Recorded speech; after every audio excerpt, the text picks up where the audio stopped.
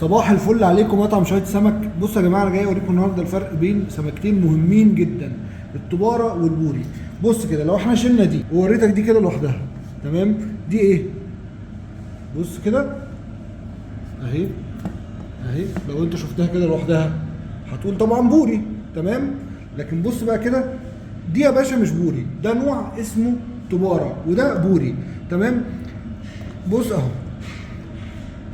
ايه الفرق ما بينهم من الاخر عشان ما تتعبش نفسك؟ انا هديك الخلاصه. لو حاولت تقارن بالزعانف، كل الزعانف واحده. بص اهي دي اهي هنا، اللون ساعات بيجي اللون متشابه. انا هديك الناحيه. بص يا جماعه، شايف الراس دي وبص الراس دي، حطهم قدام بعض.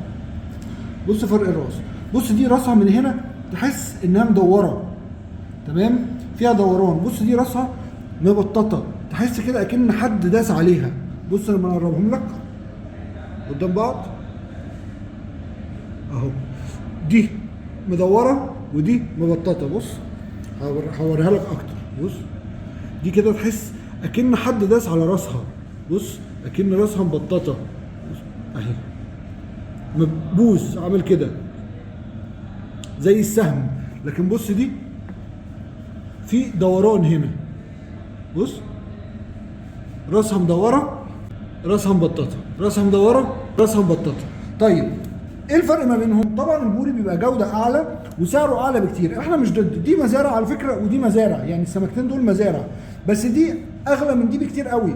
للاسف معظم الناس دلوقتي، معظم المحلات بتجيب التباره دي بتباعها على انها بوري بنفس سعر البوري. انا مش ضد ان انت تبيع تباره، وسمكه حلوه على فكره، وفي ناس بتحبها وسمينه وكل حاجه، بس بيعها بسعرها لانها المفروض ارخص من البوري بكتير.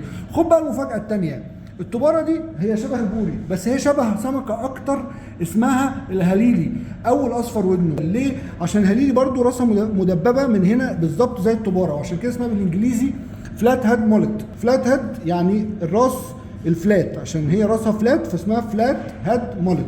بس الفرق ان الهليلي عندها هنا نقطه صفرة كده، نقطه ذهبي، دي العلامه اللي بنعرفها منها. والهليلي كمان اغلى كمان من بوري المزارع. تخيل بقى بيبيعوا دي على انها هليلي. انا شفت ناس المفروض ان هي بتفهم في السمك وبقالها سنين بتشتري سمك وبيشتروا التباره دي على انها هليلي. خلي بالكم يا جماعه عشان محدش يخشكم. ادي الفرق بين التباره والبوري. صباح الفل عليكم.